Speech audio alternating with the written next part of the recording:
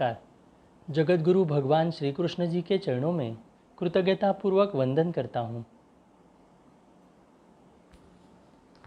सनातन संस्था एवं हिंदू जनजागृति समिति की ओर से धर्म संवाद के इस विशेष कार्यक्रम में मैं कार्तिक सालुंके आप सभी का हार्दिक स्वागत करता हूँ। बंधुओं, पिछले कुछ दिनों से हमने हमारी भारतीय शिक्षा व्यवस्था को किस प्रकार से विकृत करने का इन कम्युनिस्टों ने, सेक्युलर वादियों ने प्रयास किया, ये हमने समझ कर लिया। हमारे जो राष्ट्र पुरुष है, हमारे क्रांतिकारक है, इनका इतिहास हमारे इतिहास के पुस्तकों में से गायब करने का एक षड्यंत्र हमारे देश में चला और उसका परिणाम हम आज देख रहे हैं कि पिछले 70 वर्ष में आज हमारे जो हिंदू है, हमारे जो समाज के लोग हैं, वो एक प्रकार से धर्म से और दूर चले गए हैं। तो ये सत्य परिस्थिति कैसे है, कैसे इन वामपंथियों का षड्यंत्र है, कैसे इन्होंने हिंदू धर्म के प्रति घृणा के कारण हमारे साथ इस प्रकार से एक व्यवहार किया और इसको पूरी तरह से एक प्रकार से सरकार का एक सहमति थी उसके लिए, ये हमने बातें यहाँ पर समझ कर ली। आज भी हम इतिहास के विकृतीकरण के बारे में, इन कम्युनिस्टों ने किस प्रकार से विकृत इतिहास किया है, ये आज हम समझ कर लेने वाले हैं। हमारे साथ हिंदू जनजागृति समिति के राष्ट्रीय मार्गदर्शक सद्गुरु डॉक्टर चारुदत्त पिंगले जी उपस्थित हैं। नमस्कार सद्गुरु डॉक्टर पिंगले जी। नमस्कार कार्तिक जी। सद्गुरु डॉक्टर पिंगले जी, कम्युनिस्टों ने तो भारतीय इतिहास को विकृति की है, ये तो हमें स्पष्ट हुआ, कल आपने हमें ये बताया, परंतु उन्होंने हिंदू राजाओं के साथ, उनके इतिहास के साथ भी अन्याय किया है, ऐसा आरोप किया जाता है। तो इसमें सत्यता क्या है? क्योंकि बहुतांश बार ऐसे देखा जाता है कि इतिहास में हमारे राजाओं के बारे में, जो जिन्होंने पराक्रम किया है, इसके बारे में कहीं इतिहास दिखाई नहीं देता है। तो ये सत्य परिस्थिति क्या है, किस प्रकार से उन्होंने इतिहास तोड़ मरोड़ कर हमारे सामने प्रस्तुत किया है, ये वास्तविकता आप हमारे सामने रखें। जी कार्तिक जी, आपने ये जो बताया वो एकदम सत्य है। ये कम्युनिस्ट इतिहासकारों ने जिस तरह से एक तरफ भारत के इतिहास में विकृतियां निर्माण की, तो दूसरी तरफ उन्होंने हिंदू राजाओं के इतिहास के साथ काफ़ी अन्याय भी किया है पाठ्य पुस्तक्रमों में उसका रिप्रेजेंटेशन देने के संदर्भ में। और हिंदू जनजागृति समिति ने इस विषय पर महाराष्ट्र और गोवा में आंदोलन भी किया है। एनसीईआरटी की जो 7वीं और 9वीं कक्षा की जो पुस्तकें हैं गोवा और महाराष्ट्र में, उन इतिहास के पुस्तकों में दिल्ली के सुल्तान के नाम से करीब करीब 60 पन्नों का इतिहास बच्चों को सिखाने के लिए उन्होंने दिया था। और उसमें भी जो जिहादी आक्रांता थे, अकबर, बाबर, औरंगज़ेब, इन पर तो स्वतंत्र पाठ भी दिए थे।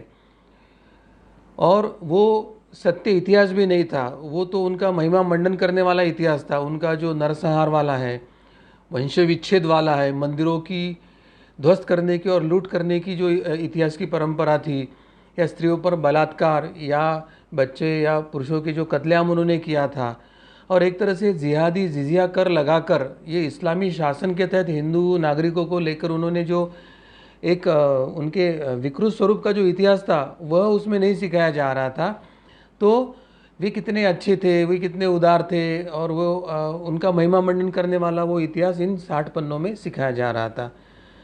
अब मुग़ल के इन 60 पन्नों के इतिहास में इसके तुलना में अगर हम भारत के परिप्रेक्ष्य में आते हैं तो छत्रपति शिवाजी महाराज, जो केवल महाराष्ट्र या गोवा नहीं तो संपूर्ण भारत नहीं तो पूरे विश्व में जो एक आदर्श राजा और एक वीर योद्धा करके माना जाता है, जिसने एक नई युद्ध नीति निर्माण किया था, गुरिल्ला वॉरटिक्स, जिसको हम गनिमी कावा कहते हैं, वो संपूर्ण विश्व के देश अपने मिलिट्री को जो सिखाते हैं और उनका लोहा मानते हैं कि इन्होंने 5 आक्रांता जिहादी मुग़ल बादशाहों के साथ लड़कर उन्होंने हिंदवी स्वराज्य और हिंदू साम्राज्य स्थापन किया था। तो ऐसे थोर सेनानी और चक्रवर्ती सम्राट, एक राजा, ऐसे छत्रपति शिवाजी महाराज का जो इतिहास है वो केवल 4 पंक्तियों में, यानी 4 लाइनों में एक पेज पर कहीं तो उन्होंने दिया था। तथा इन पुस्तकों से महाराणा प्रताप का तो संपूर्ण इतिहास ही उन्होंने गायब कर दिया था। और महाराणा प्रताप तो इतना पराक्रमी राजा हुआ था कि जिसने अकबर के साथ इतना लोहा लिया था, राजस्थान, चित्तौड़गढ़ से लेके तो एक धर्म परंपराओं की रक्षा करने के लिए उसने इतना बड़ा संघर्ष किया था। मुट्ठी भर लोगों के साथ उसने अफाट मुगलों की सेना के साथ युद्ध किया था। महाराणा प्रताप का जो संपूर्ण इतिहास है वह केवल एक ही लाइन में लिया था। और क्या लिखा था वो एक लाइन में? राजस्थान में महाराणा प्रताप नाम के पराक्रमी राजा हुए, उन्होंने मेवाड़ के लिए संघर्ष किया। केवल इतनी एक पंक्ति में ये 7वीं और 9वीं के पुस्तक में महाराणा प्रताप का इतिहास उन्होंने खत्म कर दिया। और अन्य हिंदू राजाओं का तो इन पुस्तक में नाम ही नहीं है। क्या यह इतिहास पढ़कर हमारे देश के युवा क्या प्रेरणा लेने वाले हैं? इस षड्यंत्र को समझने के लिए हमें मुगल तथा हिंदू राजाओं के संदर्भ में जो सत्य है वह जानना आवश्यक है। भारत में मुगल वंश की स्थापना करने वाले के रूप में बाबर को माना जाता है। और इस बाबर के वंश का भारत पर कितने कालावधि तक राज्य था, पता है आपको? तो सर्वप्रथम इस बाबर के वंश का यानी मुगलों के वंश का भारत पर कितने वर्ष राज्य रहा, ये अब हम देख लेंगे। आप स्क्रीन पर भी ये उनका देख रहे होंगे। बाबर ने मुश्किल से 1526 ईस्वी से 1530 तक ऐसे केवल 4 वर्ष तक राज किया था। उसके बाद हुमायूं उसका बेटा आया था। उसका शासन 1530 से 1540 तक मात्र 10 वर्ष तक रहा। अब हुमायूं के बाद उसका बेटा अकबर आया था। अकबर का शासन 1556 से 1605 तक के अर्थात 49 वर्ष का था। जहांगीर का शासन आया। जहांगीर का 1605 से लेके तो 1627 तक अर्थात 22 वर्ष का शासन था। और उसके बाद शाहजहाँ का शासन आया। शाहजहाँ का शासन 1628 से लेके 1658 तक अर्थात 30 वर्ष का शासन था। और उसके बाद आया औरंगजेब का शासन। उसका शासन 1658 से लेके 1707 यानी अर्थात 49 वर्ष रहा था। अब इसका अगर हम पूरा कुल मिलाकर अगर हिसाब लगाते हैं तो मुग़ल बादशाहों का जो साम्राज्य था, जो बाबर के वंश का साम्राज्य था, वह भारत में केवल 164 वर्ष तक ही साम्राज्य रहा है। क्या इसको हम साम्राज्य कहेंगे? साम्राज्य है करके बताया जाता, पूरे भारत पर भी उसका आधिपत्य नहीं हो सका था। दक्कन में कभी वो छत्रपति शिवाजी महाराजा मराठाओं को कभी जीत नहीं पाए थे। उधर ओडिशा हो या असम हो, वहाँ तक वो कभी जीत नहीं पाए थे और इसको साम्राज्य कहा जाता है। तो यह बड़ी विडंबना है। अब हमारे इतिहास के पाठ्य पुस्तकों में मुग़ल काल के नाम से एक पूरा भाग को 60 पन्नों में पढ़ाया जा रहा है।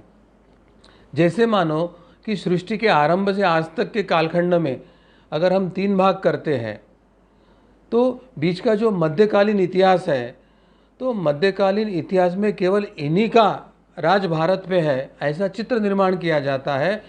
और भारत का स्वयं मध्यकालीन इतिहास का कोई इतिहास ही नहीं है, ऐसे विश्व के सामने ये प्रस्तुत कर रहे हैं। ये षड्यंत्र हमारे कम्युनिस्ट इतिहासकार और सेकुलर ये पार्टियां जो है, जिसमें कांग्रेस का नाम प्रमुखता से आता है, ये कैसे देश विरोधी और कैसे हिंदू विरोधी कार्रवाई कर रहे हैं वो यहाँ पर स्पष्ट होता है। जबकि मध्यकालीन इतिहास में राजस्थान का मेवाड़ ये मुग़ल वंश कभी जीत नहीं पाया था।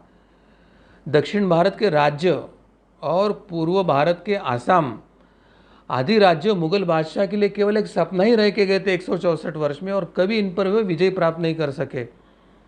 तो अब जरा विचार करके देखें, क्या ये 164 वर्ष का ये जो बाबर का वंश है या मुग़ल काल का ये जो भारत पे एक आधिपत्य है, इसकी तुलना में भारत में शतक से भी अधिक वर्षों पर राज्य करने वाले अन्य जो हिंदू राजवंशों का एक हमारा अमर और गौरवशाली इतिहास है, तो इन हिंदू राजवंशों को इतिहास में कितना स्थान मिला है? और क्या ये मुग़ल साम्राज्य के कहीं कम थे क्या? तो यह अभ्यास करना चाहिए। और मैं अब हमारे भारत के हिंदू राजवंश का जो गौरवशाली इतिहास है उसका आपके सामने कुछ लेखा जोखा रखना चाहता हूँ। आप स्क्रीन पर भी इसे देख सकते हैं। महाभारत के युद्ध के बाद पांडवों का राज्य 1100 वर्ष तक केवल भारत नहीं तो आज का अफगानिस्तान, कंधार, गांधार, ईरान से लेके तो ब्रह्मदेश, म्यांमार, थाईलैंड से लेके ये जो इंडोनेशिया है, तो उन सभी क्षेत्र तक वो एक तरह से फैला हुआ था, ऐसे हम समझ सकते हैं। दक्षिण भारत के चोल साम्राज्य के राजाओं का जो राजवंश था, उन्होंने 1000 वर्ष तक के राज्य किया था। प्रद्योत वंश के राजाओं ने 138 वर्ष तक के एक छत्र राज्य किया था। शिशु नागों के राजवंश ने 360 से लेकर 450 वर्ष तक के एक संघ राज्य उनके वंशों ने किया था। नंदों ने 200 वर्ष तक के भारत भूमि पर राज्य किया था। मौर्यों ने 300 वर्ष से अधिक वर्षों तक राज्य किया था और शुंगों ने तो 300 वर्ष तक राज्य किया, ऐसे इतिहास बता ही रहा है। और अकेले विजयनगर का साम्राज्य 1336 से लेकर 1646 तक के अर्थात 310 वर्ष तक ये मध्य भारत के विजयनगर प्रांत में उनका साम्राज्य रहा था। और हमारे जो सातवाहन राजवंश का जो राज्य था वो 400 वर्ष तक चला था। और फिर विक्रमादित्य ने करीब करीब 100 वर्ष तक एक छत्र राज्य किया था। तो चोला राजाओं का शासन तो आज के भारत के बाहर, चाहे श्रीलंका हो, बांग्लादेश हो, म्यांमार हो, थाईलैंड हो, मलेशिया हो, Cambodia, Indonesia, Vietnam, Singapore, Maldives, ऐसे अनेक देशों पर उनका राज्य था। और वो राज्य का गौरव इतना बड़ा है कि आज भी वहाँ पर इन हिंदू राजाओं की संस्कृति की अवशेष वहाँ पर है। और वहाँ पर लोगों ने समय के साथ उनका धर्मांतरण हुआ है, उनका उपासना पद्धति बदली है। फिर भी इंडोनेशिया में आज भी वे अपने आप को राम के वंशज मानकर गौरव से हिंदू संस्कृति और परंपरा को उन्होंने संजोगे रखा है। उन्होंने कहा केवल हमारा धर्म बदला है, हमारे पितृ और संस्कृति बदली नहीं, ऐसा वो उसके लिए प्रतिवाद भी करते हैं। आज भी इन देशों में, इन क्षेत्रों में हिंदू संस्कृति के प्राचीन तथा विशाल मंदिर इन साम्राज्य के अस्तित्व के एक प्रत्यक्ष प्रमाण और अस्तित्व के इनके जो एक इतिहास है उसको वो बयान करते हैं हमारे सामने। तो भारत में गत 4-5 हजार वर्षों में इतने महान सम्राटों का हजारों वर्षों का राज्य होने पर भी उनको भारत के इतिहास में कहीं स्थान ही ना मिलना, इन सभी राजाओं का इतिहास की पुस्तकों से गायब कर देना, यह इन कम्युनिस्ट इतिहासकार, ये सेकुलरपंथी वामपंथी नेहरू के छायाचित्र में जो कांग्रेस पार्टी की सत्ता आई थी और उसके बाद ये साम्यवादी पार्टी को साथ में लेकर इंदिरा गांधी ने जो साझेदारी किया था सत्ता में, और उसके बाद प्रोफेसर नूरुल हसन से लेके ये जो वामपंथी कम्युनिस्ट टोली थी, इन्होंने इन गौरवशाली इतिहास को इतिहास के पुस्तकों से ही गायब कर दिया। यही बड़ी विडंबना है।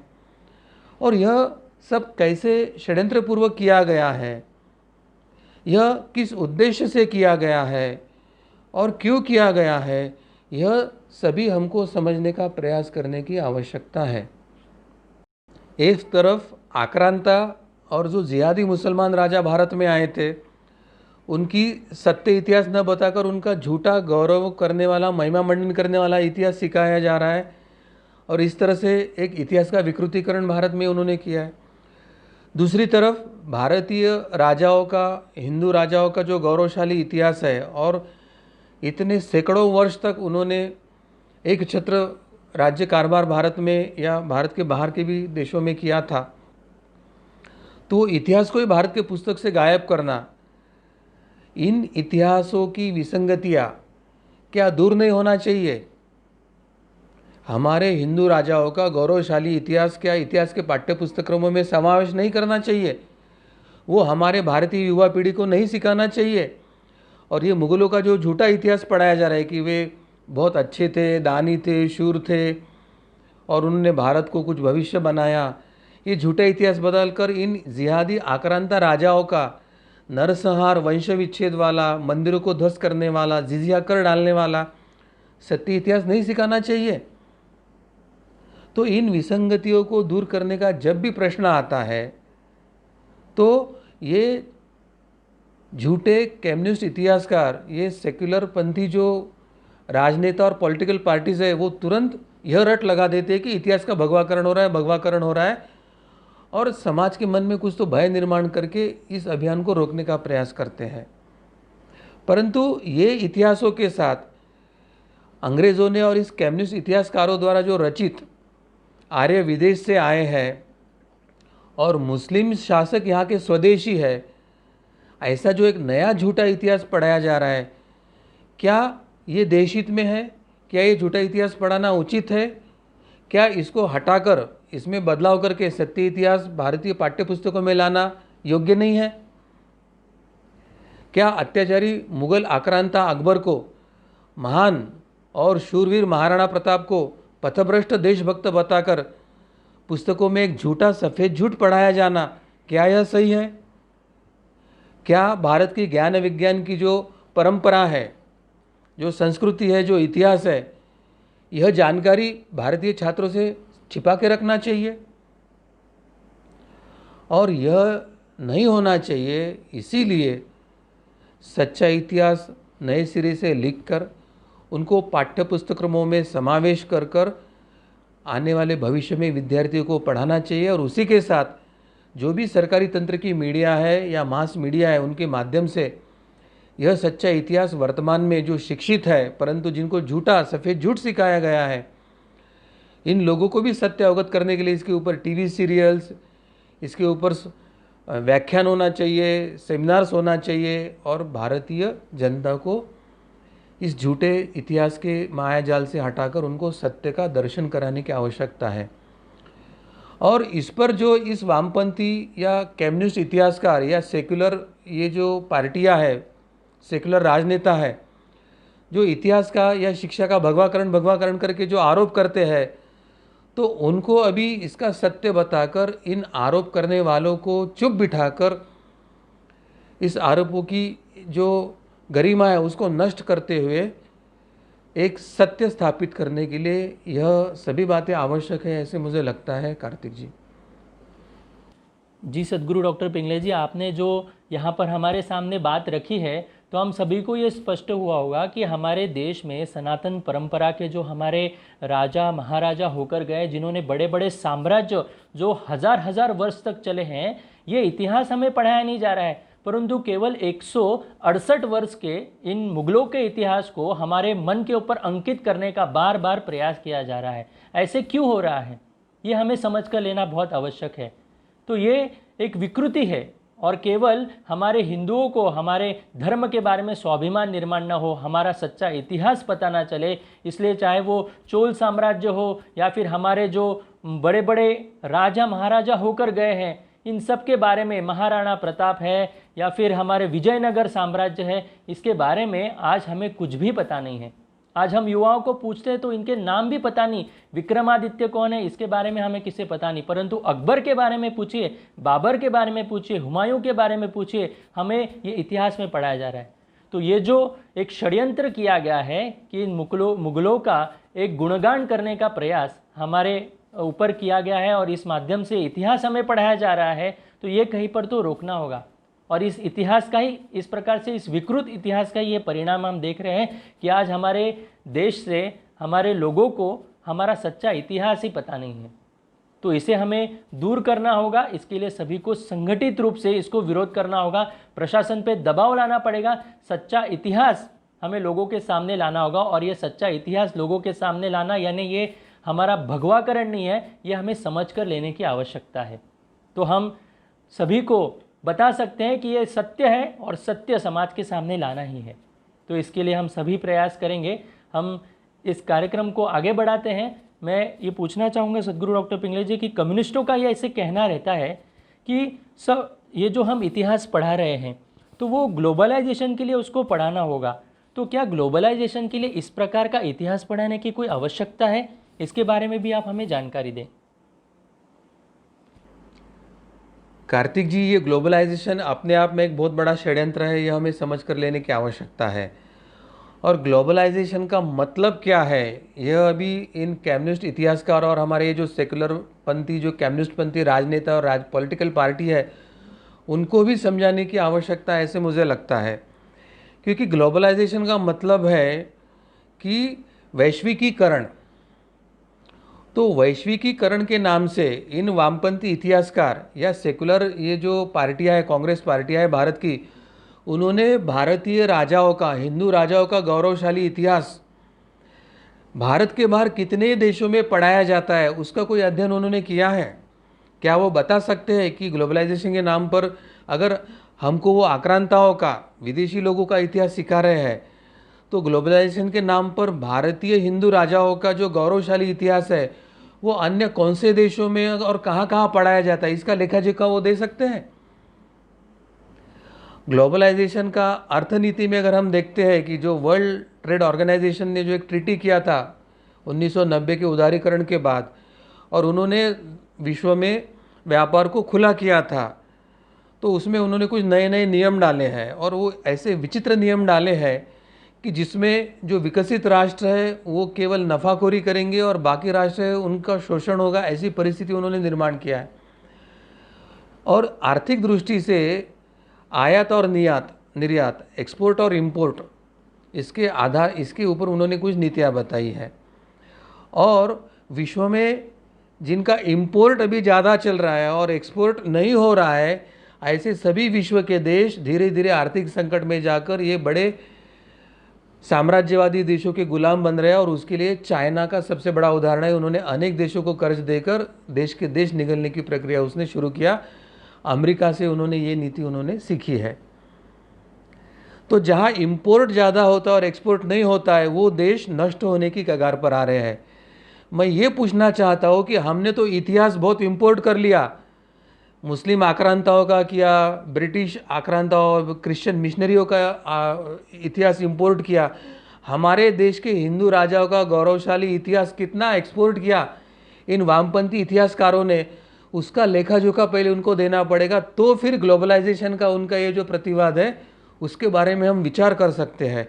अन्यथा ग्लोबलाइजेशन के नाम पर देश के अंदर के जनता को भ्रमित करके उन्होंने विदेशी से आए हुए आक्रांता जो जिहादी मनोवृत्ति के थे, जो धर्मांतरण करना चाहते थे, काफिरों को एक तो मारना चाहते थे, नहीं तो उनको धर्मांतरित करना चाहते थे, उनके मंदिर ध्वस्त किए थे, ईसाई मिशनरी सबको कन्वर्ट करना चाहते थे, मंदिर को हटाकर चर्च बनाना चाहते थे। तो इनका इतिहास का वो विदेशियों से लेके आया और भारत पर थोप तो दिया, यानी इंपोर्ट तो उनका 99% हो गया। अब भारत का कितना परसेंट, 1% में क्या क्या इतिहास विदेश में उन्होंने भेजा है, उसका लेखा जोखा वो देने वाले हैं क्या? और इससे पता चल जाता है कि ग्लोबलाइजेशन के बड़े लुभावने नाम के अंदर उन्होंने भारत को भ्रमित करके केवल आक्रांताओं का इतिहास स्थापित करने के लिए, यानी इतिहास का इस्लामाइजेशन करना था उनको, इतिहास का क्रिश्चियनाइजेशन करना था और इतिहास का एंटी हिंदूकरण करना था। और हिंदू गौरवशाली परंपरा, हिंदू साम्राज्य के जो इतिहास में जो नाम थे, राजा थे, उनको नष्ट करने का षड्यंत्र इस ग्लोबलाइजेशन के नाम से ही हुआ है, यह हमें जानकर लेने की आवश्यकता है। यह सबसे पहले मैं ग्लोबलाइजेशन के संदर्भ में आपको बताना चाहता हूँ।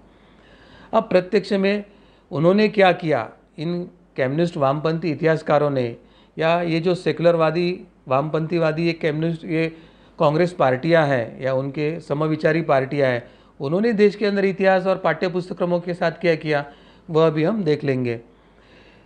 इन्होंने ग्लोबलाइजेशन के नाम पर हिंदुओं का अच्छा इतिहास छिपा कर रखो और दूसरे अत्याचारी पक्ष थे, जो आक्रांता थे, जो विदेशी थे, उनको सर्वगुण संपन्न करके अच्छे रूप में प्रचारित करो। ऐसा है ग्लोबलाइजेशन की भारत के वामपंथी इतिहासकार और सेकुलर ये कांग्रेस पार्टी या सेकुलरवादी पार्टियों का यह नीति और धोरण रहा है, ऐसे हमें स्पष्टता से दिखता है।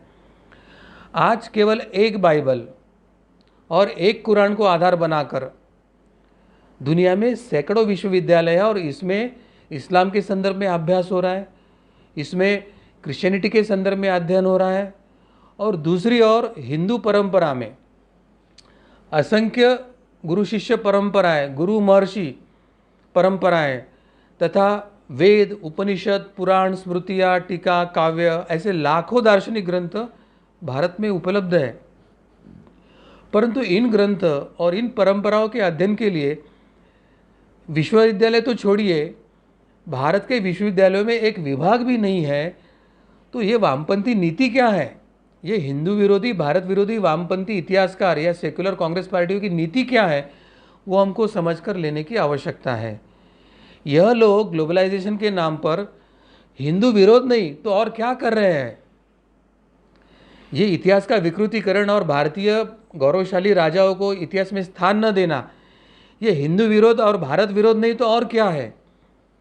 आज भारत में पिछले 70 वर्षों से वामपंथी यानी कम्युनिस्टों द्वारा जो लिखित तुलनात्मक इतिहास जो पाठ्यक्रमों में सिखाया जा रहा है, नई नई शिक्षा प्रणालियों को वे लागू कर रहे हैं, लेकिन क्या कम्युनिस्ट यह बता सकते हैं कि आज हमारे बहुसंख्यक छात्र स्कूल और विश्वविद्यालय की परीक्षा में तो विफल ही हो रहे हैं, वो अपने व्यवहारिक जीवन में भी विफल क्यों हो रहे हैं और वो आत्महत्या क्यों कर रहे हैं, इसका वो कारण बता सकते हैं? क्या यह वामपंथी इतिहास, ये वामपंथी शिक्षा पद्धति या ये सेकुलर कांग्रेस और वामपंथी नेहरू और कांग्रेस प्रणाली के शिक्षा पद्धति का ये क्या पराभव नहीं है, असफलता नहीं है?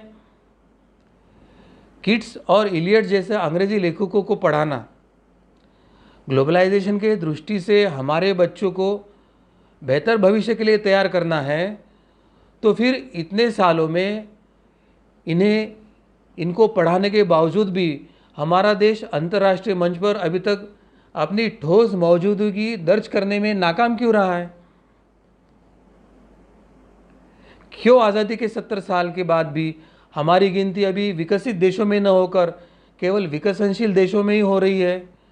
हमारे साथ जो देश स्वतंत्र हुए, चाहे चीन हो या अन्य देश है, तो वो आगे क्यों निकल गए और भारत क्यों पीछे रह गया? भारत की पाठ्य पुस्तकों से विलियम ब्लैक और थॉमस हार्डी जैसे विदेशी लेखकों को हटाए जाने का उन्हें अफसोस लगता है, लेकिन संपूर्ण विश्व में भारत का मान बढ़ाने वाले हमारे स्वामी विवेकानंद एवं गुरुदेव रविंद्रनाथ टैगोर को हमारे पाठ्यपुस्तक्रमों में शामिल किए जाने पर उन्हें गर्व क्यों नहीं लगता है? भारत के बच्चे किसी विदेशी रचनाकार की बजाय अपने ही देश के महापुरुषों के बारे में पढ़े, तो यह क्या भारतीयों के लिए हर्ष का विषय नहीं होना चाहिए? तो फिर ये कम्युनिस्ट इतिहासकार या सेकुलर पार्टियों की ये कौन सी भारत विरोधी हिंदू विरोधी नीति है कि उनको गौरवशाली भारतीय इतिहास अगर पाठ्यपुस्तक्रमों में आता है तो उनको बुरा लगता है? और ये जो मार्क्सवादी लोग हैं, वे सबसे अधिक धर्मनिरपेक्षता का शोर मचाते हैं। मगर ये मार्क्सवाद का इतिहास ऐसे है कि उनको जब सुविधा होती है तो वो कभी इस्लाम का पक्ष लेते हैं, कभी ईसाई मिशनरियों का पक्ष लेते हैं, मगर उन्होंने हिंदू का पक्ष उनके इतिहास में कभी लिया नहीं, यह तो हमें स्पष्ट दिखता है। तो भारत में आने के बाद हिंदू का जब बात आती है, गौरवशाली हिंदू परंपरा की बात आती है, गौरवशाली इतिहास की बात आती है, गौरवशाली हिंदू राजाओं की बात आती है, तो ये धर्मनिरपेक्षता और भगवीकरण का शोर मचाते हैं। परंतु मई 1941 में इन्हीं मार्क्सवादियों ने एक प्रस्ताव पास किया था और धर्म के आधार पर भारत के विभाजन का, द्विराष्ट्रवाद का सिद्धांत और देश के टुकड़े करने का समर्थन किया था धर्म के आधार पर। वैसे उसको धर्म नहीं कह सकते, उसको हम पंथ ही कह सकते हैं, परंतु उनकी जो बौद्धिक एक दिवालियापन था उसके कारण वो धर्म और पंथ को उस समय एक ही मान रहे थे। और इतना ही नहीं, तो ये मार्क्सवादी लोग जो भारत के अन्य मुसलमान थे, उन मुसलमानों को अन्य किसी पार्टी में नहीं, कांग्रेस पार्टी में भी नहीं, तो उनको मुस्लिम लीग में शामिल होने का आह्वान तक ये मार्क्सवादी कर रहे थे। ये इनकी विडंबना है। एक तरफ से धर्मनिरपेक्ष है और दूसरी तरफ से इस्लाम समर्थक है। एक तरफ से धर्मनिरपेक्ष है तो दूसरी तरफ वो ईसाई मिशनरी समर्थक है, मात्र वो हर समय हिंदू विरोधी है, ये तो चित्र उनका स्पष्ट होता है। इनको शिक्षा का इस्लामीकरण चलता है, पाठ्यपुस्तकों का इस्लामीकरण चलता है, इनको शिक्षा का ख्रिस्तीकरण चलता है, पाठ्यपुस्तकों का क्रिश्चियनाइजेशन चलता है। हिंदूकरण की बात आई कि इनके पेट में दर्द शुरू होता है। तो यदि इन्हें वास्तविकता में शिक्षा में धर्मनिरपेक्षता की ही चिंता थी, तो देश में भगवेकरण की चिंता छोड़कर देश भर जो अन्य चल रहे मदरसे या जो चर्चेस या उनके जो पाठ्यपुस्तक्रमों की चिंता वहाँ पर सिखाना चल रहा था, तो उसकी उनको चिंता होनी चाहिए थी। परंतु इन मदरसों में मौलाना मुसलमान बच्चों को क्या पढ़ाते हैं इसके बारे में वो बताते नहीं, चर्चा करते नहीं, या इसके ऊपर टीका टिप्पणी नहीं करते हैं। ये मौलाना कैसे पढ़ाते हैं, उन अबोध बच्चों की क्या मानसिकता बनती है, क्या वे आतंकवाद के मार्ग पर चलना क्यों स्वीकार करते हैं? यह सब जो देश के लिए घातक है, समाज के लिए घातक है, मानवता के लिए घातक है, ऐसे मुद्दे इन वामपंथियों को कभी चिंतन का विषय नहीं बनती है। यही इनकी अमानवीयता है, यही इनका झूठा पंथ निरपेक्षता है, यह इनकी झूठी धर्मनिरपेक्षता है। क्योंकि उनके विचार में तो सांप्रदायिकता तो केवल भगवे रंग में होती है, या हिंदू धर्म की बात आती है तभी इनके मन में सांप्रदायिकता बात आती है। छात्रों को ज्ञानात्मक पढ़ाना चाहिए, विज्ञानात्मक पढ़ाना चाहिए, भावात्मक पढ़ाना चाहिए। आध्यात्मिक तथा तथ्य पर आधारित इतिहास की दृष्टि देकर इन विद्यार्थियों की बुद्धि पुष्ट करना, अगर यदि यह शिक्षा का भगवाकरण है तो इस भगवाकरण को शत शत नमन क्यों नहीं किया जा सकता है। और इतिहासकार ये जो है कम्युनिस्ट इतिहासकार, तो भारत के सत्य इतिहास के सामने नतमस्तक क्यों नहीं होते, उनके पेट में दर्द क्यों होता है, यह हमें विचार करने की आवश्यकता है। वास्तव में विकृत इतिहास का शुद्धिकरण, या जो हिंदू राजाओं का और गौरवशाली परंपराएं हटाई गई उसका पुनर्समावेश करना, यह इतिहास का भगवाकरण नहीं, तो ये इतिहास का और शिक्षा का राष्ट्रीयकरण है और सत्य पर आधारित राष्ट्रीयकरण है। यह हमें समझ कर लेने की आवश्यकता है। और यह सत्य हम सब ने समझकर भारतीय पाठ्यपुस्तक्रमों में सत्य इतिहास को पढ़ाने का आग्रह करने की भूमिका अब हम सभी को लेने की आवश्यकता है। शिक्षा के भगवीकरण में जो झूठे आरोप हुए थे उसके संदर्भ में माननीय सर्वोच्च न्यायालय ने सितंबर 2002 में एक आदेश देकर इस आरोपों को पूर्णतः कैसे रद्द किया था वो भी अभी हम समझ लेंगे।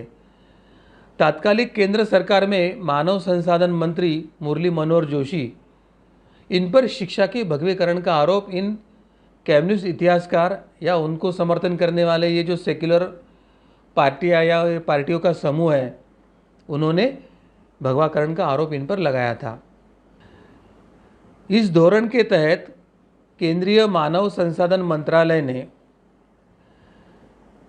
इन शिक्षाविद और पाठ्यपुस्तक्रम तय करने वालों को और स्कूलों को ये कहा था कि पाठ्यपुस्तकों से वो हिस्सा निकाल दिया जाए जिसमें गोमांस खाने के संदर्भ में कुछ बातें सिखाई जा रही है, जिसमें जाति के आधार पर भेदभाव किया जा रहा है ऐसे सिखाया जा रहा है, और हिंदू देवी देवताओं के अस्तित्व पर संशय प्रकट किया गया है।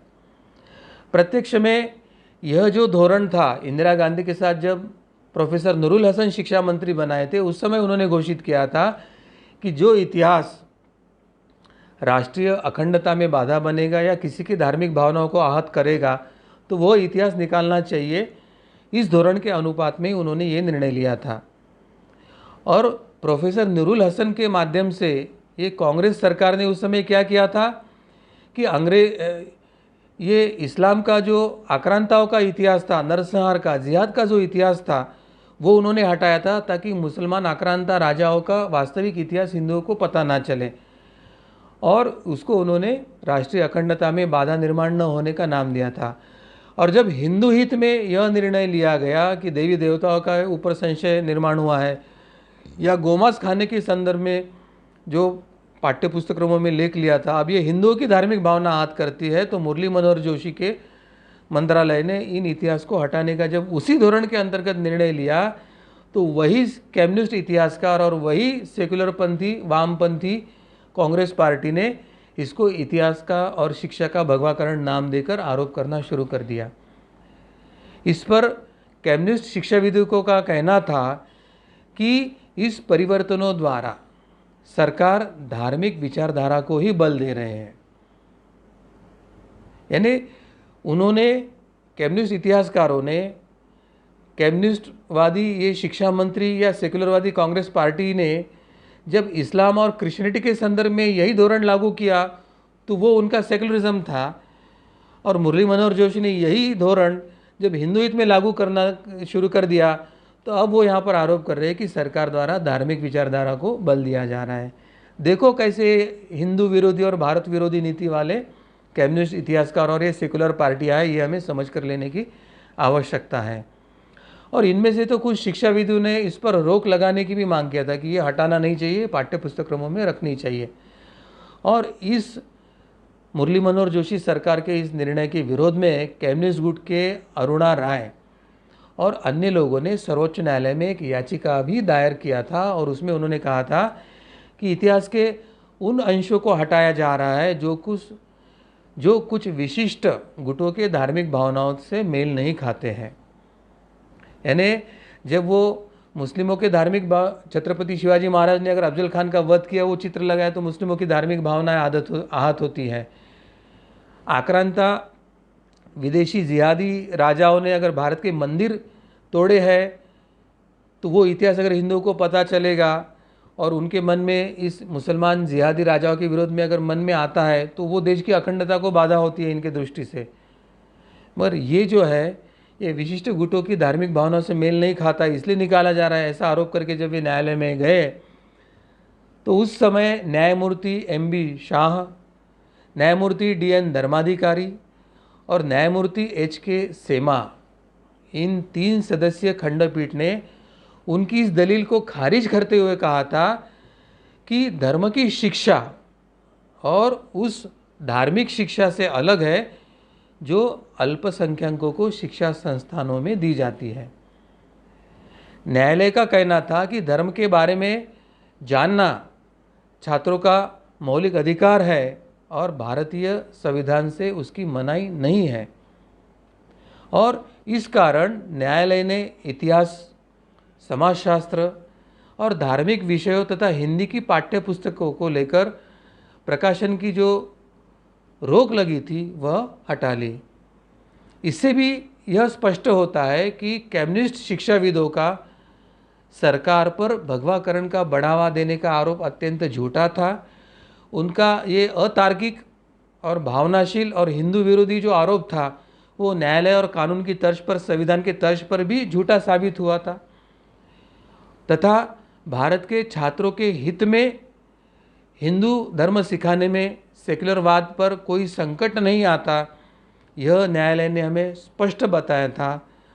तो मूलतः ये कम्युनिस्ट इतिहासकार और सेक्युलर, ये कांग्रेस पार्टी और उनकी जो सहकारी पार्टियां हैं, उनका एक ही उद्देश्य है, हिंदू विरोध, भारत विरोध, इस्लाम समर्थन और ईसाई मिशनरियों का समर्थन।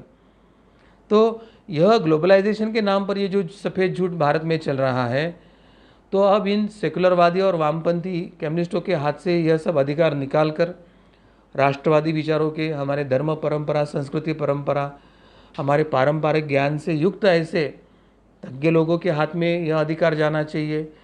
अब देश जगा हुआ है, अपने अधिकार और हितों के बारे में हिंदू जनता जागरूक हुई है, वो संगठित हो रही है और वो अपने इन न्यायिक और संवैधानिक अधिकारों के लिए संगठित होकर कानूनी और संवैधानिक तौर पर एक बड़ा संघर्ष करने के लिए तैयार है, और वो आने वाले समय में भारत को हिंदू राष्ट्र घोषित करने के लिए लोकतांत्रिक पद्धति से पॉलिटिकल पार्टी को बाध्य करेगी। भारत को विश्व गुरु बनाने के लिए हमारे संत महंत और इनका योगदान प्रत्यक्ष में शुरू हो चुका है और विदेश में अभी भारत का प्रसार हो रहा है। कोरोना की इस आपत्ति ने हमारे भारतीय परंपराओं को विश्व में स्थापित करने के लिए सहायता किया है। आज सभी विश्व कोरोना के संकट में भारत की तरफ आशा से देख रहे हैं कि वे कुछ आध्यात्मिक परिप्रेक्ष्य में विश्व को बचाने के लिए एक दृष्टि और कृति दें। तो इन सभी से यही पता चलता है कि अब भारत में एक नए सूरज का उदय होने का समय आया है। भारत एक धर्माधिष्ठित हिंदू राष्ट्र करके उदय होने का समय आया है। भारत एक विश्वगुरु बनकर विश्व के पटल पर उदय होने का समय आया है। मैं श्रीमन नारायण जी के चरणों में यही प्रार्थना करता हूँ कि आपके इस धर्म संस्थापना के कार्य का सूरज अभी उग रहा है, उसका प्रकाश जन जन के मन में, जन जन के तन में, जन जन के बुद्धि में जाकर उनको प्रकाशित करे। समाज और ये पृथ्वी को ग्लोबलाइजेशन के इस युग में वो पूरे विश्व को प्रकाशित करे, पूरे विश्व को शांति से, आनंद से सहजीवन करने का एक नया रास्ता उनको खोले। ऐसी प्रार्थना मैं श्रीमन नारायण जी के चरणों में करता हूँ और अपने वाणी को यही विराम देता हूँ। आप सभी को नमस्कार।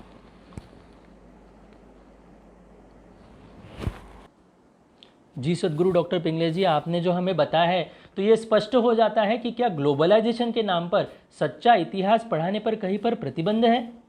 क्यों इस प्रकार से ये आरोप किया जाता है कि हम शिक्षा में जब हम सच्चा इतिहास बताते हैं तो भगवाकरण हो रहा है? तो ये सरासर झूठ है।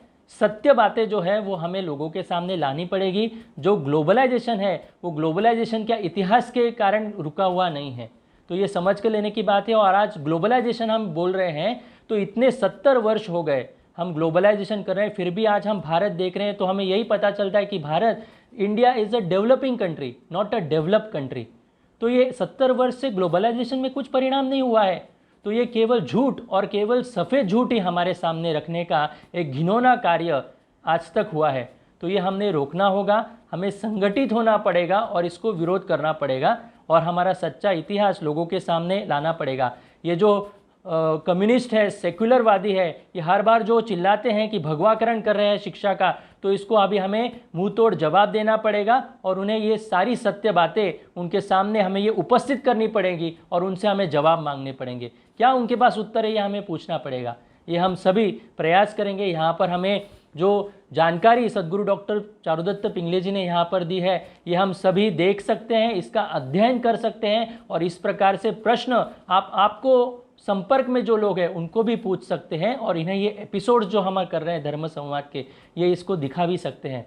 मैं सभी दर्शकों को ये बताना चाहूँगा, इन सेक्युलरवादियों द्वारा, इन कम्युनिस्टों द्वारा, इन वामपंथियों द्वारा इतिहास का जो विकृतीकरण किया गया है, हमारा गौरवशाली इतिहास जो हमसे छुपाया गया है, इन सब की जानकारी हिंदू जनजागृति समिति के जो YouTube चैनल है इस पर आपको मिलेगी। हमारे वेबसाइट पर ये सारे वीडियोस हमने रखे हैं, इसका आप अवश्य अवलोकन करें, ऐसे मैं आप सभी से निवेदन करूंगा। यदि आप इस कार्य में सहभाग लेना चाहते हैं तो आप अवश्य अपना नाम, अपना संपर्क क्रमांक एवं अपने ज़िले का नाम आप लिख कर दे सकते हैं। हम निश्चित रूप से आपसे संपर्क करने का प्रयास करेंगे। भगवान श्री कृष्ण जी की असीम कृपा से धर्म संवाद का आज का यह कार्यक्रम यहीं पर संपन्न हुआ, ऐसे मैं घोषित करता हूँ। नमस्कार।